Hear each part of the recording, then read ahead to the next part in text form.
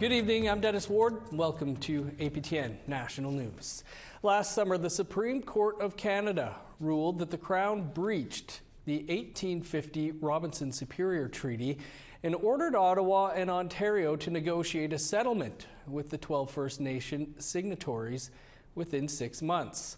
Well, that 6-month deadline passed on January 26th, and there was no settlement.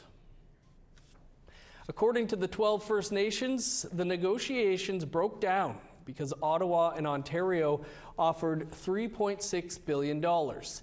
They were looking for a settlement, quote, in the dozens of billions. The First Nations have now asked the Ontario Superior Court to impose a, quote, generous and honorable compensation. Under the 1850 Robinson Superior Treaty, the Anishinaabe on the north shore of Lake Superior were supposed to benefit from the wealth generated from natural resources taken from the area. However, no direct payments from natural resources were paid, and annuity payments never increased. Previously, 21 First Nations who signed the Robinson-Huron Treaty settled out of court 2 years ago for $10 billion, with both the province of Ontario and Canada each paying half. Ontario Premier Doug Ford made a big announcement Tuesday morning about a mineral-rich area in the province's northwest known as the Ring of Fire, which several First Nations oppose being developed. Ford said $90 million in investments will go to an area known as the Gateway to the Ring of Fire. It's roughly 300 kilometers northeast of Thunder Bay. One part of that investment is an agreement between the government and the Arrowland First Nation, which will see upgrades to local roads and community infrastructure. At a press conference, Arrowland Chief Sonny Gagnon said these improvements don't mean a road's being built to the Ring of Fire. The Ring of Fire is somewhere in the site far ahead. We're only talking the Martin Paul's Community Access Road, and that's where it ends. It's not leading to any Ring of Fire unless the other communities are in favor of moving the project forward. You can find more on that story on our website, aptnnews.ca. A private company is counter-suing the newly reinstated leader of the Southern Chiefs organization in Manitoba for allegedly defaulting on a mortgage and impacting a $20 million land deal in Winnipeg. The deal goes back to 2018, shortly after Jerry Daniels was elected Grand Chief of the SCO. A statement of defense and counterclaim by the company says shortly after a letter of intent was signed on the land deal, Daniels asked for a personal loan in the form of a mortgage for the purchase of a condominium in Winnipeg. The legal proceedings have been winding their way through the courts for over a year now, with the SCO Economic Development Corporation saying it was Daniels who was approached about obtaining the mortgage. The lawsuit comes to light just days after Daniels was reinstated as Grand Chief. He had been on medical leave, or leave for medical reasons after he was injured in a fight outside of a bar in Ottawa ahead of the AFN-AGA. One day after Daniels returned from his leave, he announced in an email obtained by APTN News that the Chief Executive Officer and Chief Operating Officer at SCO are now on administrative leave. You can read the whole story on our website, aptnnews.ca. Well, ahead of tomorrow's election, 4 candidates vying to be the Assembly of Manitoba Chief's next Grand Chief shared their visions at a forum in Winnipeg today. Reporter Sierra Bettens joins us with more. We're here in Winnipeg at the Assembly of Manitoba Chiefs Candidate Forum, where 4 candidates are vying to be the next Grand Chief. We have Leroy Constant, who is the former chief of York Factory. We have Baba Dillon, who is a Sapatoya councillor. We have Kyra Wilson, former Long Plain chief. And we have Glenn Hudson, former Peguis chief. Here's a bit of what they said. So my vision for the Assembly is to bring unity. I know that's been said a lot here. I feel that we're at a critical time where we face a new government coming in here, possibly, and we have to be prepared for that. We as leaders have to be prepared for that. We as the grassroots people have to be prepared for that. So the biggest message, I don't want to portray a North and South division. Our campaign is rooted in the belief that family is the foundation of our nations. Our purpose is to uplift one another, protect our children, safeguard the lands, and create safe homes. By addressing systematic challenges and uniting to strengthen our kinship ties. I want to say that I'm going to support you in whatever fight that you have when it comes to your nations. I'm going to be there because I am a strong advocate. I have learned and experienced so much that brings me here today to be a strong advocate. I will do the work and I will address the issues that you have within your nations. I commit that I will always pick up that phone. No matter what time, no matter what day it is, I will always answer your calls. I will always respond to our leadership. You know, I think I've done well for our community also. You know, I'm an engineer, my background, my education, and I have a dream to fulfill. It's about not being the Grand Chief. It's about doing things that can move our people and our communities forward. Fortunately, I have this opportunity to be a Grand Chief. So the candidates touched on a lot of issues, but I'd say the top 4 issues are economic development, housing, healthcare, and Jordan's Principle. So tomorrow we'll have leaders from 63 First Nations across Manitoba who are all going to vote on who they want their next Grand Chief to be. We'll have those results tomorrow on our newscast. Back to you. Thanks, Sierra. The father of the late Jordan River Anderson, the child behind Jordan's Principle, is speaking out, calling for an emergency national meeting to quickly address the Jordan's Principle backlog of more than 140,000 unprocessed applications. People across Canada that stand up with us. Stand up with us. We need your help across Canada. Earl Sanderson says he doesn't want to hear another story about an Indigenous child who lives with a disability being denied Jordan's Principle coverage.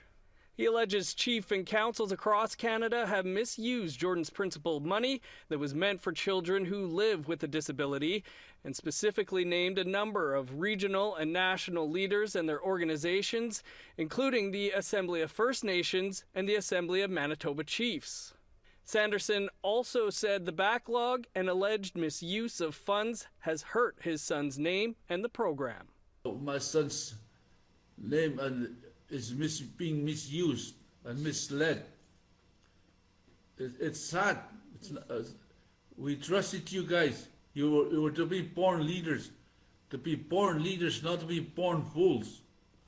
This morning, chiefs with the AMC spoke at length about Jordan's Principle and blamed the federal government for the backlog. A lot of our people were lured into this program, and you know, they were given opportunities to take. We had a gentleman from Health Canada, give. I called him the best chief in Manitoba because he never said no. And now look at our people are beginning to look like beggars today because the program was taken away from them. And there always should have been policy right from the get-go, but because of the Jordan's Principle ruling, you couldn't implement the policy to the program because it was back to basics, it was wide open. So now here we are today, and every chief in the room has been put on Facebook because of that we're all thieves. Last November, the Canadian Human Rights Tribunal ordered the federal government to quickly fix the Jordan's Principle issue within 30 days. However, Canada's lawyers want the order set aside, saying important legal issues still need to be addressed. First Nations Child and Family Caring Society Executive Director Cindy Blackstock previously told APTN News Canada is again finding ways to stall and delay while Indigenous children are still left without. The Navajo Nation says they are looking into reports of its citizens being detained and questioned during immigration raids in Arizona and New Mexico. The raids are part of President Donald Trump's promised crackdown on undocumented and illegal immigrants. The Department of Immigration and Customs Enforcement, or ICE, is raiding homes and businesses looking for and deporting illegal immigrants. Justin Ahasteen heads the Navajo Nation's Washington office. He says a raid of a business in the Phoenix-Scottsdale area saw one Navajo citizen and potentially 7 more Native Americans detained. However, once identification was provided, they were released and then they went about their day. That was the one instance that we were tracking. And then there have been other concerns that have been voiced. Again, everything is just unconfirmed at this point. This is nothing new. This has been an issue that's been ongoing for a long time. I mean, we go all the way back to World War II. You know, a lot of our people were mistaken to be Japanese. So I think making sure that there is education and awareness, especially with, again, these custom enforcement agents that are patrolling in areas that have a mixture of not just Latino population, but also Native American population. Some changes are coming to Google Maps. Based on the wishes of Donald Trump, the company is preparing to change the name of the Gulf of Mexico. Google says it will update the name on its platform to the Gulf of America when the U.S. government changes its official listing. Donald Trump ordered the body of water to be renamed after taking office. Google says it will also comply with the plan to change the name of Denali, an Alaskan mountain, back to Mount McKinley. The changes will apply to U.S. users. The rest of the world will see both names. The Ontario OPP is taking steps to beef up border security in response to Donald Trump's threats to impose tariffs on Canada due to a flow of drugs and migrants flowing into the United States. There's over 2,800 kilometers of border between Ontario and the U.S. A lot of it is geographically challenging. It's water crossings, it's dense bush. So we use a variety of techniques relying on our air support program, helicopters, fixed wing, platforms, drones. We're patrolling on snowmobiles, ATVs, where weather permits, on vessels, a variety of tactics used to ensure that our borders are as secure as they can be. That's OPP Commissioner Thomas Carrique outlining what his organization is doing to shore up the border. He says there's been an unprecedented amount of cocaine smuggled into Canada from the U.S., and that firearms have been a problem for decades. He says there were 2,100 handguns seized in Ontario last year, but said that 91% were from south of the border. Monday, Manitoba's premier announced conservation officers have been redeployed to help secure that province's border with the U.S. Asking our conservation officers to have that presence, to be that additional eyes and ears along the border, to be able to respond to that humanitarian priority, potentially save lives there. 11 conservation officers are now working alongside the RCMP to patrol the border. Canoe says this will send a message to the U.S. A new study is highlighting challenges for Indigenous university students. That report and more coming up after the break.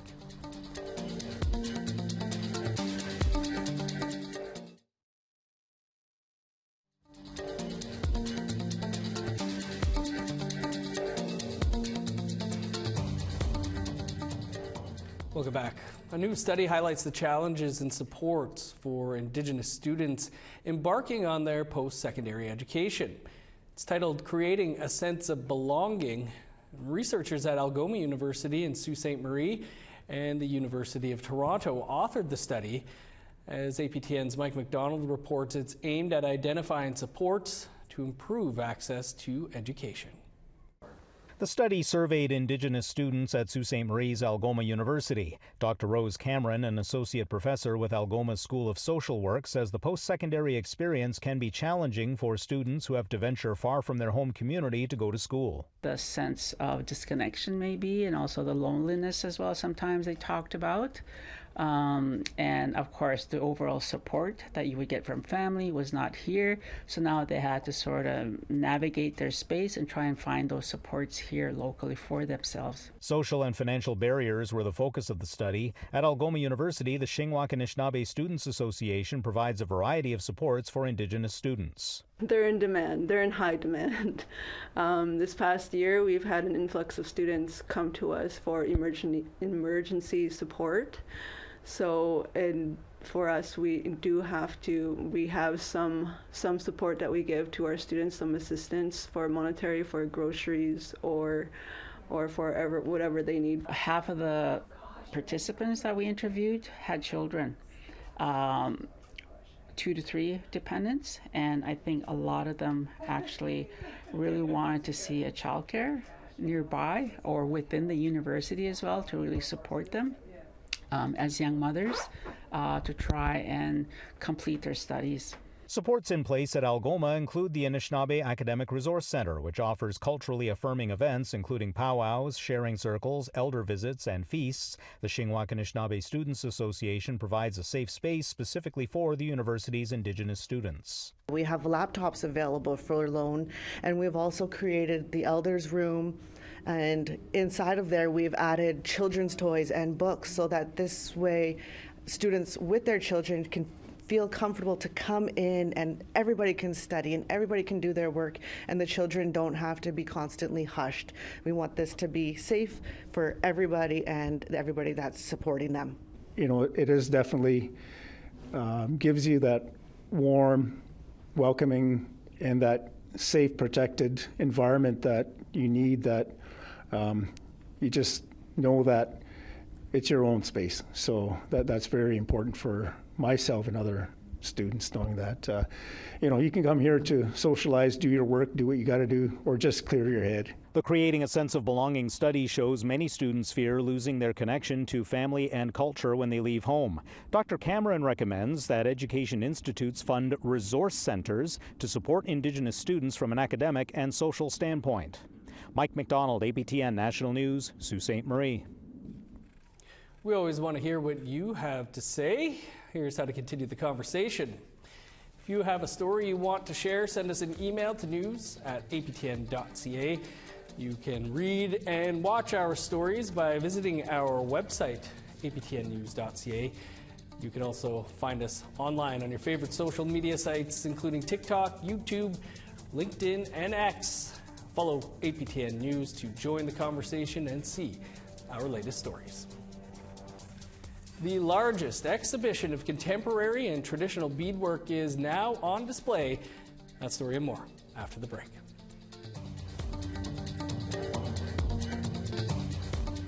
Welcome back. Time now for our photo of the day.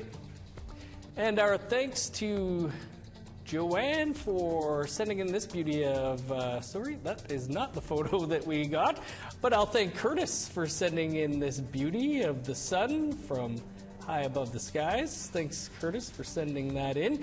You can always send your pictures to share at aptn.ca for the chance to be our next photo of the day.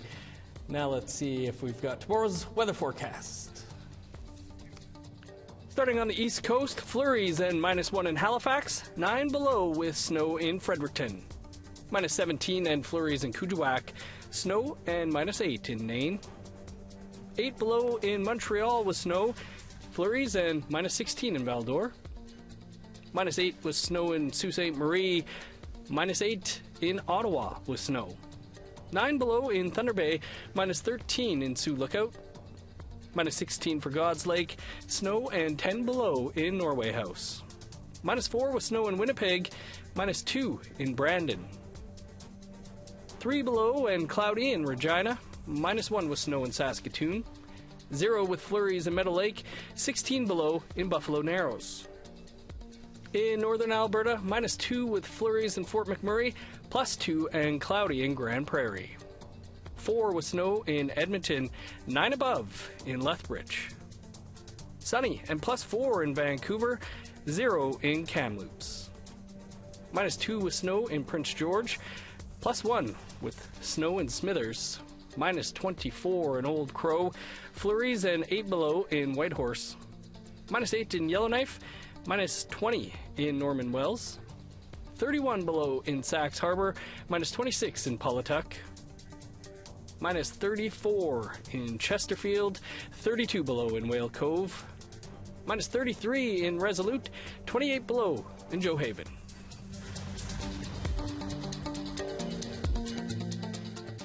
It is the most comprehensive exhibition of contemporary and traditional beadwork art ever seen. It's called Radical Stitch, and as Angel Moore reports, the exhibition has come to the Atlantic region. Mel Beaulieu is from the Metapanagog Mi'kmaq Nation. They are the artist on residence and says beadwork brings spirit to the gallery.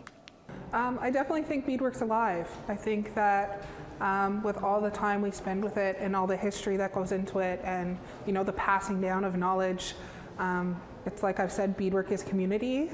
It's happening inside the Beaverbrook Art Gallery in Fredericton, New Brunswick. The Radical Stitch exhibit displays traditional beading, wearable art, and contemporary pieces. The exhibit begins with the recreation of a 19th century Mi'kmaq coat. I've loved taking certain motifs that are found on certain pieces of the jacket and incorporating them in my own beadwork. And there's something really special about community motifs that are shared by all of us. Beaulieu's piece, called The Matriarchs, is down the hall towards the contemporary area, beaded based on a photo of their grandmother and great-grandmother to honor the two women who inspired them to become an artist. I grew up living with my grandmother. She was an oil painter, and her studio was outside my bedroom. So I would fall asleep with the bedroom door open and get to hear her humming and painting and the smell of the turpentine, and I always felt really safe and really loved. Adam Clowater Gaeta is from Fredericton and says the exhibit is not only beautiful but educational. And I feel that the more that I can learn, right, the more that I can know, the more education that I have, it broadens my scope. The Matriarchs drew Clowater Gaeta to the exhibit because Beaulieu is one of his favorite artists. The composition, the expression, the meticulous, you can tell it took a long time, and it really reflects the title. Beaulieu is glad people enjoy their work. Often with my work, especially work surrounding my family, I want to portray that sense of calm, that sense of feeling safe, that sense of community, and I think beadwork is all about community when it boils down to it. And so when people can feel that and they can feel that love, that's really all that matters to me. Guests of the gallery can visit Beaulieu in the gallery studio. I've had a lot of really fulfilling conversations, and also had a lot of people learn new things. A lot of discussions about trade routes and beads and history and antique beads, which are something that I really love and have a passion for collecting. So getting to share that with people is always exciting. Beaulieu's current project is beading the panes of a church window, which is expected to take about 4 years. Radical Stitch is at the Beaverbrook Art Gallery until March 2nd, 2025. Angel Moore, APTN National News, Fredericton, New Brunswick. The first ever Indigenous underwater documentary series has been airing on APTN. Created by Len Morissette, the 13-part series explores the impact humans are having on our planet's fragile aquatic life and ecosystems. Morissette is our guest tonight on Face to Face. He hopes the documentary series can raise awareness about one of the most crucial topics facing our world today. So I just hope that it really gets people talking, and it's just aware of understanding about those little decisions we make. It seems easy, but down the pipe it really has some big impacts. And so and it also, I hope it brings some hope that people are doing things, and pride for the Indigenous communities we work with.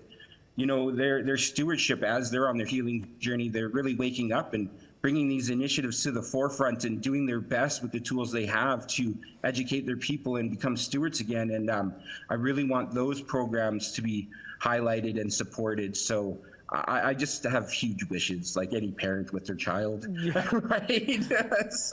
And you can catch our interview with Len on Face to Face right here in less than 2 minutes' time. We're all out of time for your APTN National News tonight. You can find much more on our website, aptnnews.ca. I'm Dennis Ward. Marcy McGuitch, thanks for being with us.